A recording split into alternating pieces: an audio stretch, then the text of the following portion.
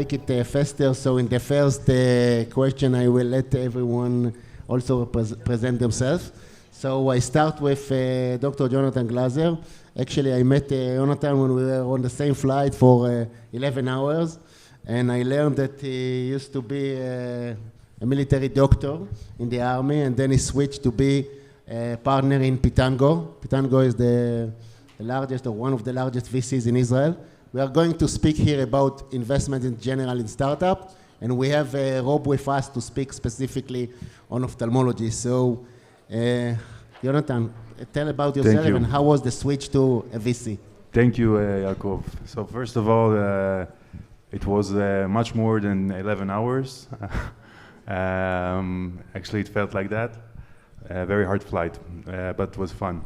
So I'm coming from clinical operational background, as Yaacov mentioned. I spent a few years in the Army, in the Special Forces as a heli-borne physician.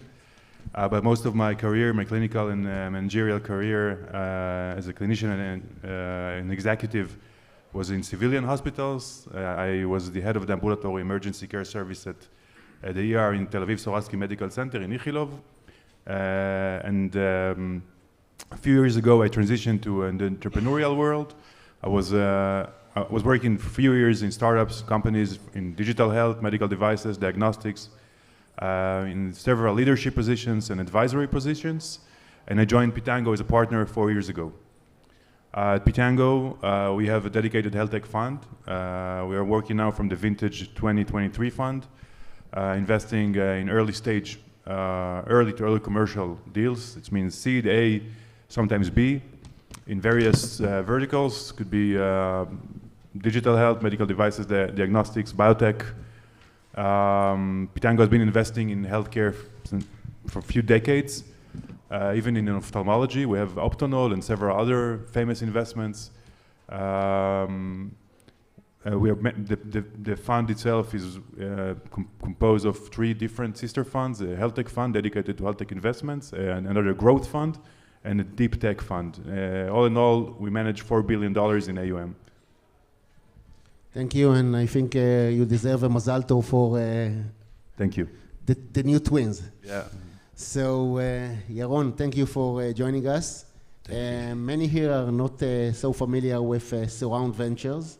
And can you tell us what is special about your fund? And I understand that it's a bilateral fund, US Israel. So tell us about your fund. Sure. First, I don't know if you remember, there was Steve Jobs and Bill Gates, and our current Prime Minister and our current President in the past, when I see the large picture. Anyway, maybe you don't remember. Yaron Kniajer, I'm a founder and managing partner of a fund called Surround Ventures. I think I'm the person with the less knowledge in the room in medical, but I will try to make a connection why I'm here and why maybe it will be interesting for you to listen to me. What we are doing today in Surround is almost solely deep tech investment and early stage deep tech. When I say deep tech, and I'll try to connect it to this discussion, we invested in robotics, we invested in quantum computing, we're investing in energy, in defense. And when I came today, and it was interesting, I saw the presentation before, I thought about the area of this conference. I think in the past I would probably say that this is something I'm not going to look at, but once I put the glasses of deep tech, for me, pharma, bio, everything that you guys are talking about is just another segment of what I'm calling another's deep tech, and that's the way that we view this. We can discuss, I think, what are also the advantages of this specific sector. We are an American-Israeli fund. Maybe some of you know Peter Cash, who was talking here. His son is my partner. We have Randy Zuckerberg, the sister of Mark Zuckerberg. She opened without the fund. So we have, I think, an interesting access in the US where we can help our startups, again, in different areas. And that's it. Thank you, Yaron. So this forum is in collaboration with OIS. This is the organization from the US, and so it's broadcasted now virtually, and we'll also broadcast it later the videotaping. So for those of you that are not familiar, so one of the new things in Israel now, the government is supporting heavily the deep tech areas, which means that these are the areas that require more funding in the early stages, and we are talking about a higher risk project. So it's not a regular, like for example, most regular digital project, digital health, but more those that the risk is very high in the initial stages. And with this, I want to switch to a long-term friend of me and also for the industry of Israel, Dr. Rothman. Actually, almost every 2 weeks, when I'm in the gym, I listen to another podcast of Rob. Usually, Rob is interviewing the others, so I have now a pleasure of interviewing Rob. So, because it's still a session within the ophthalmic space, so Rob, you are our man in ophthalmology, so what attracts you to invest and be interested in Israeli startups in ophthalmology? So, thank you again, Yaacov, for inviting me. I want to apologize for my giant head on the screen in front of all of you. I feel very much like Wizard of Oz-like, and I am certainly far less impressive than either the wizard or any of the people that were previously mentioned as having their a giant head on the screen. But I am so happy to be here. Just by way of a few moments of background, everybody should know that the only reason I'm not there right now in person is because my wife wouldn't let me come. We were, unfortunately, at the very beginning of our vacation in Israel on October 5th in 2023. And having navigated a tumultuous exit out of Israel on October 7th, she is not very comfortable yet in allowing any of her family to come back to the Middle East, although it is my every intention to be back there as soon as possible. So thank you for having me virtually. I know many of the people in this audience, and it is certainly a pleasure to be speaking at this meeting. Yaacov, you and I were mostly responsible for organizing the first of this meeting many years ago when I was president in person. And for those who don't know me, I'm an ophthalmologist. I'm a glaucoma specialist by training. I've been in practice for 28 years now. My partner and I are both active investors. We launched InFocus many years ago as the sort of culmination of investing experience that led to some success. So the success on individual investments, and we launched a fund because we felt as though as ophthalmologists who were investors, we had some unique ability to be able to identify needed technology in order to help propagate the science that we thought was somewhat lacking in ophthalmology previously. And having seen the difficulties that we navigated clinically and amongst both ourselves and our friends, we decided that we could do a better job of bringing some of that technology to market. And we launched our first fund, which was a small fund of about $20 million. And we had the help of a very large hedge fund in the United States who helped us. And we aggregated a bunch of very good people and advisors and ophthalmology business leaders and hedge fund executives, all of whom helped navigate the challenges of starting the first fund. It's been a very tumultuous process. We actually just had our first exit about 2 weeks ago. EssilorLuxottica purchased a company called Cellview Imaging, which was actually a company that was founded by myself, my partner, Richard Weitz, who may be known to many of you in the Israeli community, and the CEO of the hedge fund that was supporting us. That should hopefully help propagate our fundraising for the second fund, which is now undergoing. That fund is targeted for $100 million. I have been working very closely with Yaacov over time to try and figure out how to partner with the Israeli investment community in a more formal way, and that is ultimately a plan of ours in Fund 2. And the reason is fairly simple. Some of the most incredible, intuitive, and entrepreneurial ideas in healthcare come from Israel. The community in Israel is absolutely unique in both the compactness of the associations, how close both the science and the business and the investors are to each other, how much access you have to each other, and the level of collaboration, I think, is unparalleled anywhere. And it certainly is a goal of ours to have a focused portion of our second fund allocated specifically to Israel once we're able to raise that capital. So I think that's kind of the brief summary of where our interest lies. Thank you, Rob. And Jonathan, back to you. I still remember that we had a discussion of how can a fund look at 400 projects a year. And from your perspective, if we have a lot of people here who are looking for money, startups, when someone approaches Pitango, you, what is the secret sauce to catch your attention as Jonathan and as Pitango Fund? What are you looking to find in the initial approach? Sure. So first of all, we're screening well over 1,000 opportunities a year. Most of them are coming from Israel. We also have some access in the States. We're probably watching 200 companies a year from the States and a few more dozens from Europe. I think there is no one good answer for that question. You know, there are many ways to look at a company and a team. First of all, I think for me personally, I'm a clinician. I come from clinical operational background, as I mentioned. So for me, I always look for a clinical need, a real problem to solve for patients. And then obviously we are a financial institution. We want to bring returns to our LPs, so it has to be a very strong business case behind it. But that's the way I personally work.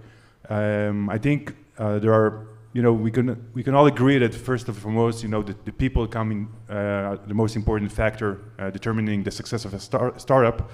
And so I think, I would always invest in an exceptional team with a decent problem and market access more times than I would in a mediocre team that has a great problem and great market access. So that's one of the most important things.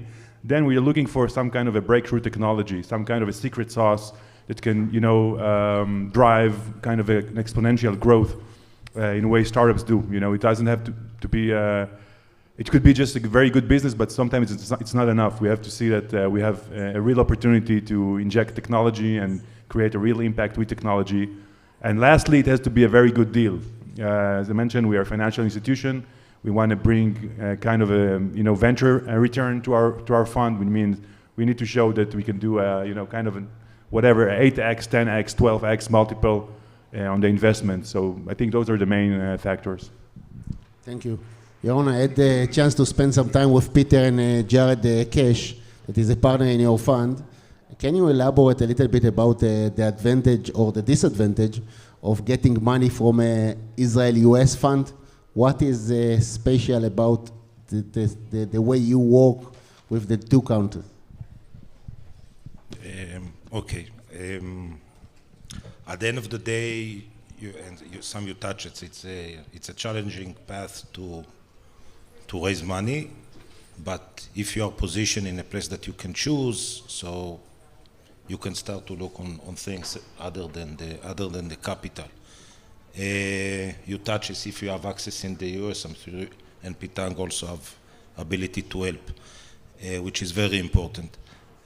Because of our presence in the US, and again, someone like Peter and Jared, we simply have ability to reach almost every person that, let's say, will put a list that we want to reach it, whether it's follow-on investors or commercial partnerships or HR, just anything, we'll work very hard to help, and we were able to do it. And again, it's just because we have a strong presence in the US. That's, I think, is one of our advantages.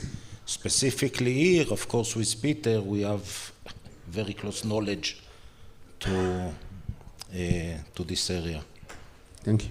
Rob, when I met you the first time, one of the questions that I asked you as a glaucoma specialist, but not only, what do you think is the most important thing that you would like to see in ophthalmology? And you told me then that you want to be able to play golf while you still have your glaucoma patients getting treated at home. I must say that I'm using this to start our presentation for the slow release implant that we put in the subconjunctiva. But other than this, what is your dream project today? What will be the best project that you can dream of if, as a doctor and investor? So look, you are sitting in front of some of the most ingenious and sort of ambitious projects that exist in ophthalmology today. Some of the presentations that have gone on here are companies that I know well who are trying to solve some of these challenges. There is a significant amount of unmet need in ophthalmology. And, I also want to lend my congratulations to Dr. Belk and to Darian and the team. And our company that just got purchased also, had some success. But a lot of these technologies are incrementally advantageous and not truly disruptive when it comes to how we treat disease. I think we need to get to the fundamental problems of why ophthalmic disease exists, because we haven't cured anything. I would like to see a cure for something. And I don't know when that will occur, but I think we're going to get close. Right now, we really focus on treatments. And I think ultimately we need to move away from that, because preventing disease would probably be more advantageous to patients in the long term. We're on the track with neuroprotection. So neuroprotection is something that we can certainly see coming down the future. There are portfolio companies out there that are actively engaged in phase 2 and phase 3 trials of neuroprotective agents, so that will hopefully be a step in the right direction. But ultimately, I'd like to see us cure just anything, one thing. And so I'm going to make it very general. That's the holy grail for me. Thank you. Jonathan, back to you again. During the conference in the plenary sessions, we discussed a lot about Israel and the thing that we have to build also the bigger companies to have our own Genentech and our own Novo and big companies like this. But still, we are the startup nation. And you see a lot of startups. And you see also opportunities from abroad. How would you say, what are the special things that you find in the Israeli entrepreneurs and the startups that approach you, and if you have to compare them to what you see in other places? Thanks, Yaacov. So I think, first of all, Rob was mentioning it before, and I just echo it. I think it's a very vibrant ecosystem here. For us personally, I think one of the most honest answers I can give is that we have a lot of access in Israel. For us, conducting a due diligence on a company, having reference on entrepreneurs is very easy. We can get to any team in few phone calls. Also, if it's a due diligence that has to do with some context, some clinical stuff, scientific materials, we can get to the best researchers, the best physicians in Israel in few phone calls. So this is a huge advantage for us as a fund. About the Israeli spirit and what you mentioned, I think Israel is a nation that was built on innovation. We never had the natural resources that other nations had. We had a lot of barriers, trading with the world, geographical barriers, cultural barriers, language barriers, and so we had to invent. And I think this is even today is very much a very strong trait in Israeli entrepreneurs. They are great inventors. They are very hands-on. And Israel, that was once an island isolated from all the world, is now a ship that can sail and bring innovation everywhere. And I think we are all, in the same mind, working towards that direction.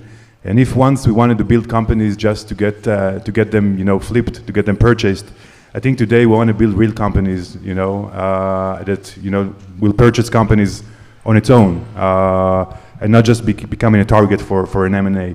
So this is one of the things that we are bringing to the table, I think, today, and this is what we like to do. This is why we love the Israeli entrepreneurs. Thank you. During the conference, we showed the data about 2024 in the Israeli health tech space. We raised $2.7 billion in the health tech space. Nahum had here a great summary of the year in ophthalmology. And what we see is that out of the 2.7 billion, about 800 million are coming from Israeli investors, and all the other are coming from abroad. And we are very happy to see this happening. From our perspective, to see US people like Peter, Jared, Zuckerberg joining and coming to look for opportunities in Israel, this is great for us, and we hope to see more companies, groups like this. What actually attracts your specific fund to invest in Israel? First, I'm Israeli. That's before. Seriously, first, I think similar, if you look on, I just want to echo and also it's related to what we are trying to do. Maybe because we don't really understand bio or pharma or quantum, we really want to back the largest companies in the world. Okay, if I invested in a quantum computer chip, it's because I believe that that can be really one of the largest, like an NVIDIA company. This is our dream. What makes our fund interested in Israel, without being cynical, it's just a very Jewish fund and a very Zionist fund, before everything. This is why we are here, this is why Randy is with us, and this is why Peter and Jared are with us. So that's before everything. Other than that, of course, we know Israel, we know the level of innovation that there is here. That's that. This is what we are doing it. Rob, now to you. Nachum had a very nice data about the Israeli space and in general. From your perspective, sitting in the US, and by the way, I think it's public, so and it's an interesting structure that we don't have yet in Israel. We had it actually in the local market, but there are a lot of glaucoma practices that were sold to private equities in the US. So sometimes you don't need a startup, you can have a great business making revenues. So, but Rob, from what you are seeing in the US in the ophthalmic space, where do you think is the easiest field to get an investment, and in what stages in these days? It's a very, I wish I knew the answer to that actually. I can tell you what I think are the current issues in brief, and certainly how to navigate them. I think one of the problems that exists in ophthalmology is that we're kind of in a situation where there's been a relative paucity of significant exits in the space. There have been a few widely, highly publicized unicorn-style valuation exits for drugs for macular degeneration. And as many of you probably know in the audience, those drugs were basically just banned from Europe for lack of efficacy. Yet those companies managed to generate, greater than $1 billion of valuation when they became public. The strategic marketplace is very fragmented in ophthalmology. It doesn't have a very clear picture, I think, of what it wants to do going forward. Some of that is a result of the current investment climate globally, and there have been significant headwinds that have affected both capital markets and the venture attitude in general, right? Venture dollars for many years after COVID kind of declined significantly. There's been a recent uptick with a little bit more flow of capital into the venture space.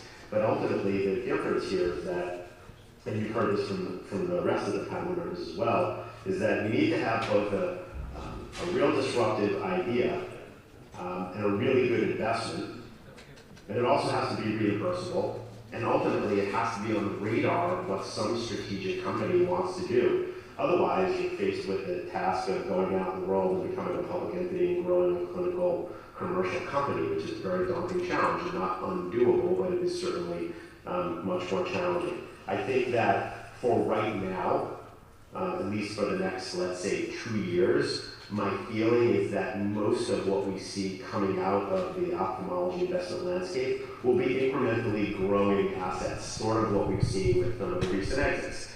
Glaucoma technology that was just purchased recently, Glazer, cellular imaging, which is our asset that was purchased. These are incremental growth opportunities that are going to bring increased level of diagnosis and care to people out in the world. And truly disruptive science is very scary to corporate ophthalmic partners, and I'm not sure that they're ready to make large investments just yet. In the old days, we used to be able to sell a company on phase 2 data, and something that was known to work in a phase 2 clinical trial was often acquired for a fairly significant multiple. Nowadays, people after phase 2 say, great, come back and you have a reimbursable indication in phase 3 data. So the funding has now become much harder to accumulate. You require much more challenges in that space. And people, strategic investors just need to wait and see these things grow. It's going to make it harder for everybody in the audience and for myself when we look at some of this disruptive science. So I think for now, the key, as we've heard from many people, is to persevere. Dr. Goffman said it the best, you have to be persistent. Continue to try and raise capital when you can. It will change. the climate will change. People will continue to look for greater levels of investment in disruptive science. But right now, I think kind of what you want to do is propagate as best you can and kind of hope that you become noticed by somebody who's got a big checkbook. It's going to take a little while. Thank you. Jonathan, as a last question, and you can give some details. I know that Pitango and you told me in preparation to this that you invest a lot in the digital health space. Put aside ophthalmic space, in general, in digital health, a lot of people say, show me the business model, when will you get revenues? Can you give us like the three main things that you would like to see in a presentation in the space of digital health, specifically in order to attract your attention? Yeah, sure. So I think in this fund we would probably do a fair amount of also medical devices and other diagnostics and maybe also computational technologies in biotech, like drug discovery and so forth. But definitely, you know, digital health eventually is an enterprise software play, right? You're selling software, you want to minimize service, and you want to find legacy industries that you can inject AI into, or other, you know, top-tier technologies and different LLM models and so forth. I can give an example, maybe it's the best way to explain that. So we just invested from the new fund in a company called Gardoc. Actually was participating yesterday in the competition here. Took the second place, unfortunately, and unjustly. So the company is basically solving a huge problem in the nursing space, going to first a dinosaur worth few $1 billion, namely the skilled nursing facility space, SNFs. Basically taking the entire auditing and working on medical charts vertical and making it much more, you know, time efficient, much more reimbursable, and also much more efficient in terms of liability and claims. So basically they're helping nurses document better clinical charts. This is a legacy industry, very old-fashioned with Excel files and manual workflows that, you know, is getting now to the 21st century. And so this is the first thing we loved in the company. I think that the problem was real and the solution was, you know, the kind of solution we could understand and relate to. The second, I think, factor was the fact that the CEO and founder was someone from the industry, someone that actually worked there, had the access. You know, of the 1,000 opportunities we see here, 90% of the entrepreneurs, they don't solve a real problem. And the 10% that do solve the problem don't have market access. So here we had, you know, a very unique opportunity. We had an ex-ER-US nurse with a market access with customers in the market, solving a validated problem. So it was a no-brainer in this sense. And lastly, it was a very good deal, both for the company and both for us. And I think those are mainly the, you know, three factors that I would point out at the moment, currently. Thank you. So real market access, and a great team. Yaron, final question and closing remark. When you invest in deep tech, one of the concerns of the investors that it takes a very long time and sometimes too long in order for them to generate revenues on the investment. How do you solve this in your fund? Or just a one-term crowd of individuals, like עדר של אינדיבידואליסטים. Why I'm saying that? Many times we live by cliches and some beliefs that people say. It's true that deep tech require a lot of capital, but take out outliers, takes a lot of time and a lot of capital to build large companies. It can be vertical SaaS and fintech and computing and pharma. I believe that if you are able to invest early, let's say in companies like here, actually there is an advantage in deep tech, because once you solve some technological issues, the ability to generate value and to increase valuation is actually, in today's market, and better than all the SaaS companies because of the threat of the AI, and so that these companies many times are being judged with metrics and ARR, etc. There is capital. If you today will speak with large US funds, they will talk about deep tech. They are looking for deep tech. So actually, I see it as an advantage of deep tech. It's true that the journey is long, but if you look on the eyes of the investors, and we can touch it in a second, the language between investor and the startup, I think there are much shorter term milestones that, as I said, will generate value and will also create, both for the founders and for the investors, shorter term liquidity opportunities, whether it's through partial secondaries, etc. Thank you. And Rob, for your final question, when BioLight, our basic model, as far as we can afford, is what we call a build to partner. So we take a project or a new technology until the point that we hope that we can partner with others. One of the things that we are facing, and we saw it also in the presentation, there are some companies that are platform technologies and not necessarily have specific products. So what do you say from your perspective in the ophthalmic space? If someone comes to you with a great platform of finding drug targets or different creation of some antibodies or molecules or diagnostic tools that can diagnose few aspects, but it's a platform. What would you recommend a startup like this? Should they go for the platform or should they go for a single product all the way?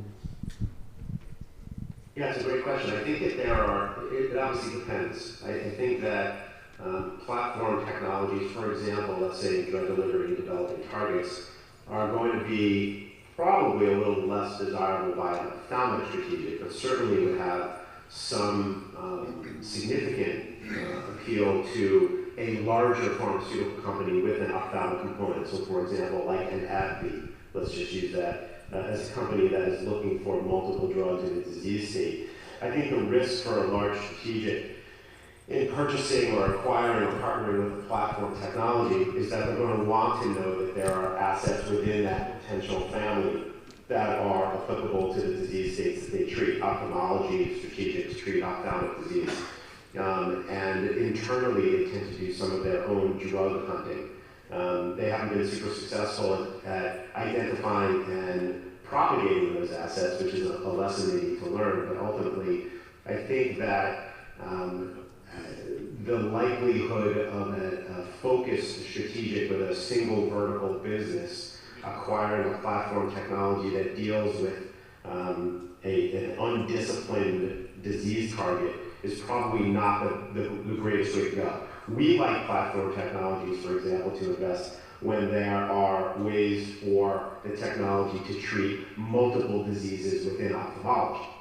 So for example, a platform technology where there's an asset that has the potential to treat, let's say, both retinal disease and glaucoma, at the same time, a drug delivery that can deliver front of the eye and the back of the eye at the same time, or a gene therapy company that can target multiple different diseases through a unique delivery system. Those are what I would consider to be platforms that are vertical specific that would be desirable. So I think a lot of it depends on what the platform relates to and what the likelihood of achieving a viable product from that platform to treat a specific disease within that company's zone is probably the most important. I think that for the long term, right now, again, identifying even a potential asset from the platform that treats a specific disease in ophthalmology is much more likely to require a partnership than a broad-based platform with no specific focused asset. Thank you, Rob. And I know that Jonathan and Yaron will keep investing in Israel. And I hope that you will raise the InFocus capital soon and you will continue also to invest in Israel. And by this, I want to conclude. We had a very nice 2 days at the MIXiii. And I want to thank the steering committee, Nachum, Daphna, Daria, and Anat, who couldn't join us. Thank you for all the organization. It was great to have all of you, and thank you.